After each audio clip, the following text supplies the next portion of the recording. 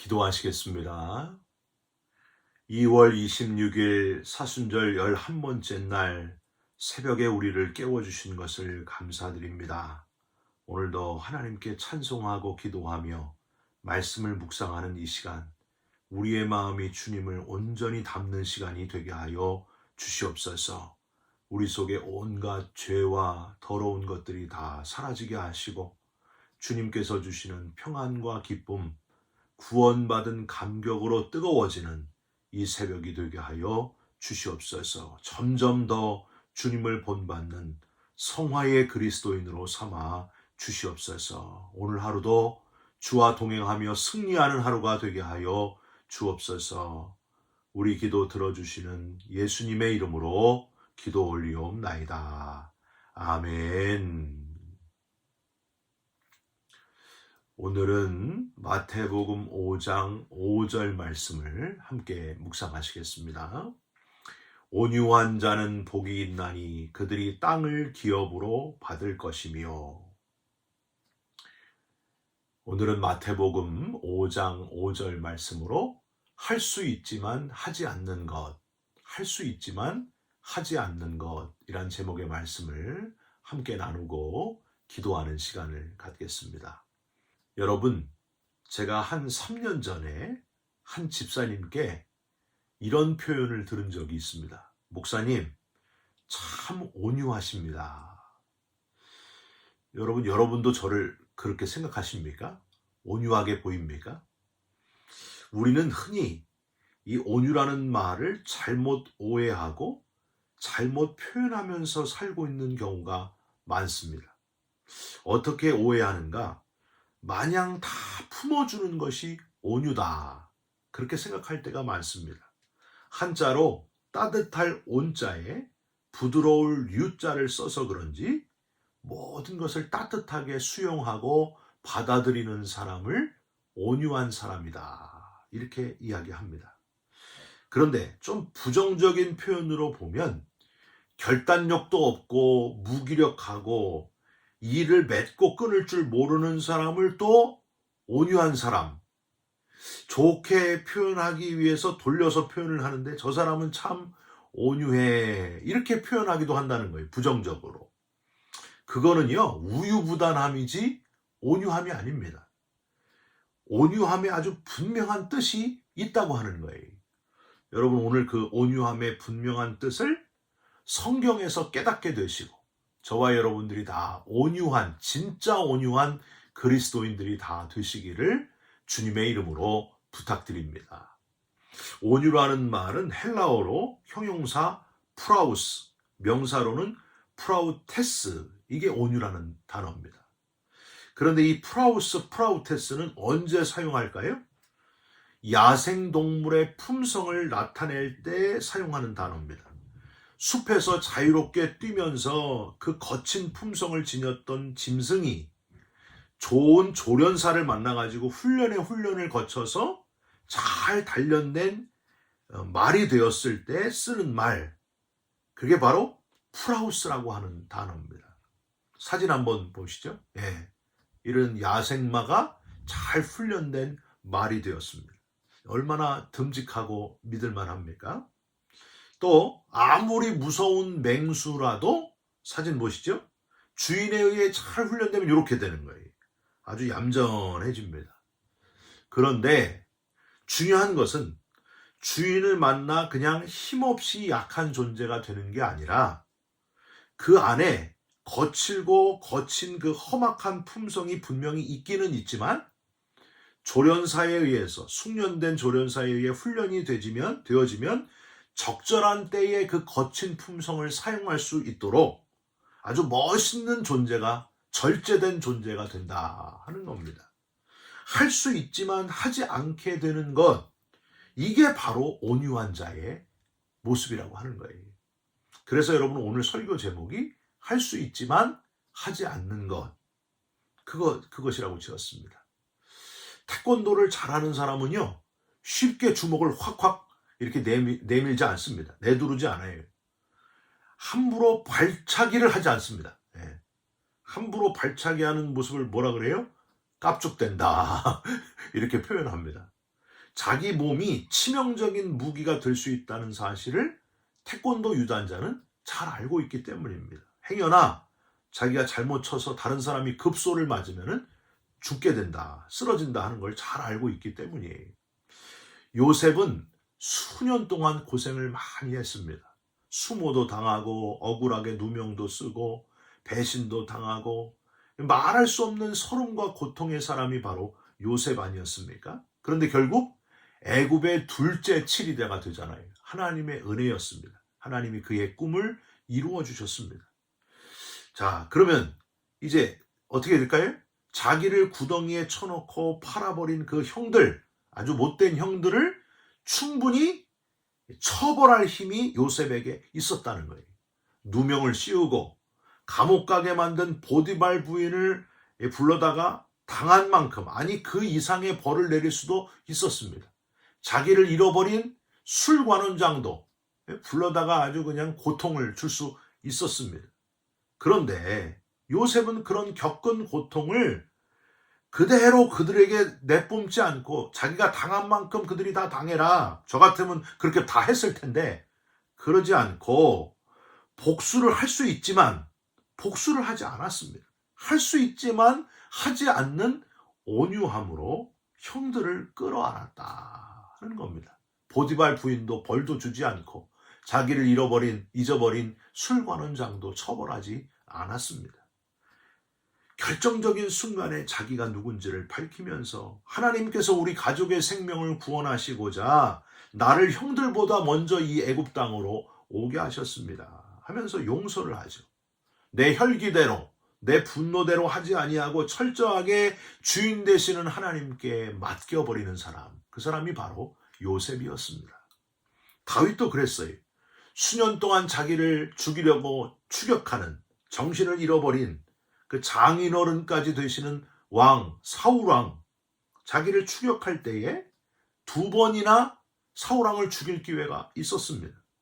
그런데도 사울의 창과 물병만 가지고 나오고 겉옷자락만 베어가지고 나와서 왜 나를 죽이려고 하십니까? 하면서 자기 마음을 다 표현합니다. 여러분, 왜 그랬을까요? 복수하고 싶은 마음이 없었기 때문일까요? 아닙니다. 누구보다 복수하고 싶은 마음이 있었어요. 사무엘상 26장 8절에서 11절을 보면요, 이제 신하 아비새가 사울이 자는 걸 우연히 보고 다윗에게 속삭입니다. 하나님이 오늘 당신의 원수를 당신에게 넘겨주셨습니다. 그러므로 제가 창으로 그를 찔러 땅에 꽂겠습니다. 다윗이 말려요. 그건 안 된다. 절대 네 손을 대지 마라. 여호와께서 택하신 왕을 행하는 자가 어찌 죄가 없겠느냐. 하나님이 기름 부음 받은 자가, 하나님이 기름 부으신 자가 사울왕이다. 자기가 왕으로 택한 자를 내가 죽이지 못하도록 하나님이 하셨다. 충분히 원수 갚을 수 있지만, 할 수 있지만 하지 않은 사람, 그게 바로 온유한 사람 다윗이었습니다. 결국 로마서 12장 19절 말씀, 원수 갚는 것이 내게 있으니, 그 말씀대로 하나님께서 어떻게 하세요? 사울왕은 길보아산 전투에서 스스로 자결하게 만드시고, 다윗은 가장 존귀한 왕으로, 온유한 왕으로, 가장 높은 곳으로 하나님이 승리의 왕으로 세워주시는 것을 보게 됩니다. 또 하나, 온유함의 또 다른 모습, 사진 한번 보실까요? 바로 이 모습이 온유한 모습입니다. 여러분, 이게 무슨 장면인지 아세요? 예, 모든 여인들이 다 이런 남자 만나기를 원하는 영화 보디가드의 아주 대표적인 장면 아닙니까? 온유함은 이제 철저하게 내 성품이 아니라 주인을 위한 성품으로, 나는 종의 성품으로 그렇게 바뀌는 것이 바로 온유함입니다. 내 뜻을 버리고 철저히 주인의 뜻에 순종하는 것, 내 몸도 내 몸이 아니기에 주인을 위한 종이 되어 보디가드가 되어 내 생명까지도 기꺼이 주인을 보호하기 위해 바치는 종의 모습, 이게 바로 온유한 자의 모습이라고 하는 겁니다. 그러므로 우리는 온유하다는 걸 그냥 조용하게 말하는 거나 싸우지 않는 것으로만 이해해서는 안 됩니다. 때로는 불의를 보고 분노할 줄 알고 주인을 위해서 생명을 바치며 과감하게 과격하게 행동할 수도 있어야 된다는 거예요. 바울은 야생마 같고 심지어 예수 믿는 자들을 이를 갈면서 죽이려고 혈안이 되었었던 과거의 자신의 모습을 되새겨보면서 이런 못된 자신을 주님께서 다메섹 도상에서 직접 만나주신 부활의 예수 그리스도로 인하여 주님에 의해 조련되고 훈련되고 나니까 어떻게 돼요? 주님을 위해 참수형도 마다하지 않을 정도로 온유한 하나님의 종이 되었다고 하는 겁니다. 자기를 죄인 중에 괴수라고 하면서 나의 나된 것은 오직 주의 은혜라고 고백하면서 주인 되시는 주님을 위해 생명을 초계와 같이 버렸던 사람, 순교자 바울. 사랑하는 성도 여러분, 저와 여러분도 그런 순교자들, 주인을 위해 아낌없이 자신의 생명을 바칠 수 있는 순교자의 믿음까지 성장하시기를 주님의 이름으로 부탁드립니다. 프랑스의 카톨릭 종교학자 루이 라벨이라고 하는 사람은 이런 말을 했어요. 흔히 사람들은 성자는 화낼 줄도 모르고 매사에 좋은 말만 할 것이라고 잘못 생각한다. 그러나 성자가 한번 화를 내면 천하가 뒤집어진다. 성자가 되기 위해서는 필수적으로 성덕을 지녀야 하는데 성덕은 인간이 지닐 수 있는 감정 중에 가장 격한 감정이기 때문이다. 여러분, 예수님도요, 항상 어렵고 힘든 자들을 돕기만 하시고 화를 내신 적이 한 번도 없는 분이 아니셨습니다. 여러분, 예수님이 어디서 화를 내셨어요? 성전에 들어가셔서 비둘기 팔고 물건 파는 자들을 향하여 화를 내셨습니다. 채찍을 드시고 상을 들이엎으시고 무섭게 화를 내셨습니다. 예수님은 한편으로는 성전이, 하나님의 성전이 더러워지는 것을 향하여 격할 정도로 크게 화를 내시고 폭력까지 쓰시는 그런 분이셨습니다. 여러분, 이게 바로 온유한 자의 모습이라는 거예요. 그저 좋은 게 좋은 거다, 하나님 중심이 아니라 인본주의, 너도 중요하고 나도 중요하다, 이건 온유한 자의 모습이 아닙니다. 다 좋게 하자, 다 싸우지 말자, 아무 구별 없이 그냥 좋게 살아가는 모습은 성경이 말씀하시는 온유함의 모습을 다 잃어버린 비겁한 그리스도인의 모습이라고 하는 거예요. 여러분, 어떻게 한 남자와 한 여자가 결혼하는 그 하나님의 창조 질서, 그거를 어떻게 사람이 바꿀 수 있습니까? 그런데 지금 어느 교단이 그런 짓을 하고 있다는 거예요. 하나님을 거역하는 모습을 보이고 있습니다. 사랑하는 성도 여러분, 언제부터 교회가 이렇게 힘을 잃어버렸습니까? 왜 사회로부터 교회가 걱정거리가 되어가고 있습니까? 사회에 경종을 울려야 될 교회가 사회로부터 책망을 당하고 부정직하다라는 이미지를 자꾸만 심어주고 있습니다. 나 예수 믿는 사람이라서, 나 교회 다니는 사람이라서 거짓말 안 합니다, 이 말이 그대로 믿어지는 시대가 있었어요. 그런데 언제부턴가 야, 너네 교회는 괜찮냐? 뭐 이런 말을 하는 교회가 요즘의 세대예요. 예수 믿지 않은 사람은 지옥 갑니다 하고 말하기 전에 예수 믿는 사람은 정직합니다, 올바릅니다, 믿을만합니다, 예수 믿는 사람은 양심적인 사람입니다, 예수 믿는 사람은 법 없이도 사는 사람입니다. 여러분, 아멘이 안 나오네. 이 말이 그대로 믿어지는 교회로의 회복운동이 저와 여러분을 통해서 일어나야 된다고 하는 거예요. 모든 문제의 원인은 저와 여러분들 그리스도인들에게 온유함을 찾아보기가 어려워졌기 때문입니다. 주인께 많은 것을 달라고 하는 이들은 많은데 주인의 뜻을 제대로 깨닫고 목숨을 바칠 정도로, 때로는 바른 목소리를 내는 사람, 거룩한 분노의 사람, 그 사람이 바로 온유한 사람이다, 그런 사람을 찾아보기가 어려워졌다고 하는 거예요. 여러분, 저와 여러분들이 그런 사람 됐으면 좋겠습니다. 성경에서 말하는 온유함의 의미, 할 수 있어도 하지 않는 것, 주인에 의해 잘 훈련되었기 때문에 때로는 거룩한 분노의 사람이 되고 행동해야 합니다 하는 것을 이제 깨달았으면 그런 온유한 자에게 주시는 특별한 하나님의 복을 우리 살펴볼 수 있어야 됩니다. 우선 다시 오늘 본문을 보세요. 온유한 자에게 뭘 주신다고요? 땅을 주신다. 하는 것을 보게 됩니다. 여러분 얼마나 신나요? 땅. 요새 땅값이 얼마나 비쌉니까? 온유한 자에게 땅을 주신다. 여기서 땅은 우리가 밟고 있는 이 흙을 의미하는 그 이상이라고 하는 사실을 우리는 알아야 됩니다. 이 흙만 얘기하는 게 아니에요. 여러분 다음 화면 보여주시죠. 오늘 본문에서 온유한 자에게 주시는 땅은 겐이라고 하는 헬라어를 쓰는데 눈에 보이는 땅뿐만이 아니라 온 세상 나라 전체를 의미하는 단어가 바로 이 겐이라고 하는 단어입니다. 그러니까 온유한 자는 나라 전체, 세상 전체를 다 주시겠다. 이렇게 표현하시고 있어요. 세상의 모든 권세를 가진 주님께서 세상 모든 권세를 다스리는 권세를 주신다. 할렐루야. 여러분 이게 얼마나 감격적인 표현입니까? 얼마나 감사할 표현입니까?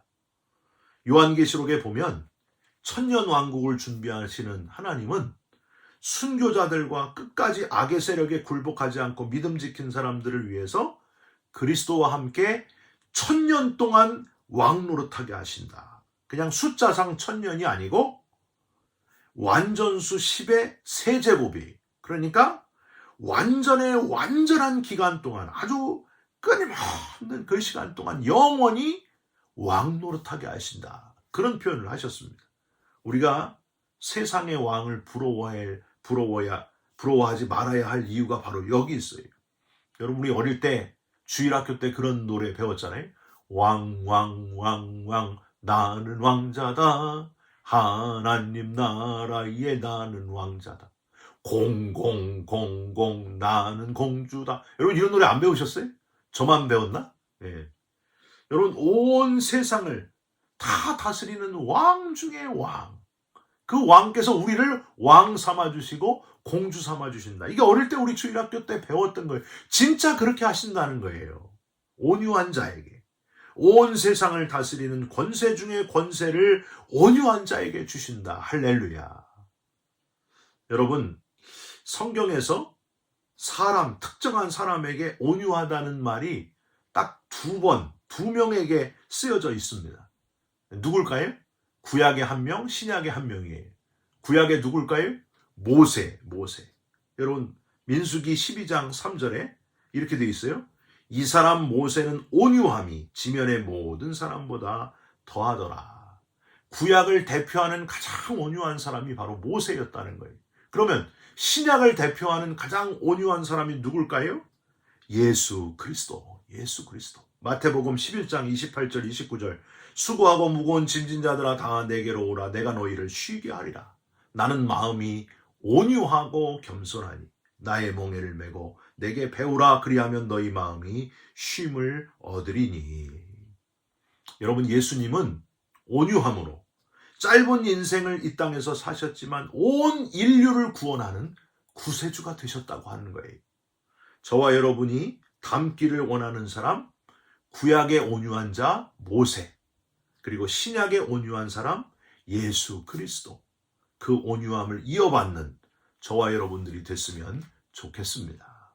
마지막으로 땅을 기업으로 받을 것이며, 땅을 주시는데 기업으로 받을 것이다. 헬라어로 클레로노메수신, 원형은 클레로노모입니다. 이 말은 상속받는다 그런 뜻이에요. 근데 상속받는 것이 확실하다 이런 뜻이 있어요. 꼭 받는다. 반드시 받는다. 하나님께서 반드시 주시고 온유한 자는 반드시 꼭 온 세상을 얻게 하신다. 하나님께서 확실하게 주신다. 그런 의미예요. 얼마나 확실하면은 이 단어를 썼겠어요. 클레로노메수신이라고 하는 단어. 여러분 예수님께서 팔복 세 번째 온유한 자가 누릴 복을 이렇게 확실하게 표현하신 것을 감사하시면서 이걸 정말 줄게, 확실히 줄게. 사람이 이거 확실합니다, 진짜입니다. 그러면 사람은 믿을만 하지 않아요. 근데 하나님은 아무리 세월이 지나도 변함없이 약속을 지키시는 분이십니다. 그러니까 주님께서 확실하다. 이 땅을 확실히 너희에게 다 주실 것이다.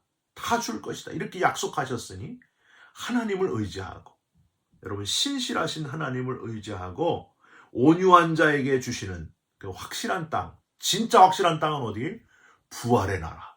그 나라를 반드시 주실 것을 믿고 소망을 잃지 않고 살아가는 온유한 자 되시기를 주님의 이름으로 축원드립니다. 기도하겠습니다. 하나님, 온유한 자가 되게 하여 주옵소서. 내 삶의 주인이 바뀌게 하여 주옵소서. 내가 주인이 아니라 하나님이 나의 주인 되심을 깨닫게 하여 주옵소서. 할 수 있지만 하지 않는 온유함으로 가득히 채워 주시옵소서. 세상을 얻는 자 되게 하시겠다고 반드시 약속하신 하나님이신 것을 믿습니다. 감사하며 소망을 잃지 않고 살아가게 하여 주시옵소서. 예수 그리스도의 이름으로 기도 올리옵나이다. 아멘. 하늘에 계신 우리 아버지여, 이름이 거룩히 여김을 받으시오며 나라가 임하옵시며 뜻이 하늘에서 이룬 것 같이 땅에서도 이루어지이다. 오늘 우리에게 일용할 양식을 주옵시고 우리가 우리에게 죄진 자를 사하여 준 것 같이 우리의 죄를 사하여 주옵시고 우리를 시험에 들게 하지 마옵시고 다만 악에서 구하옵소서.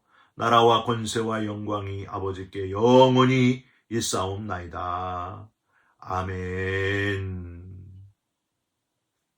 사랑하는 성도 여러분, 오늘도 온유한 자가 되셔서 세상의 모든 것을, 세상 권세를 다 주시겠다 하시는 그 약속을 믿고 승리자들이 되시기를 주님의 이름으로 부탁드립니다. 여러분 사랑합니다.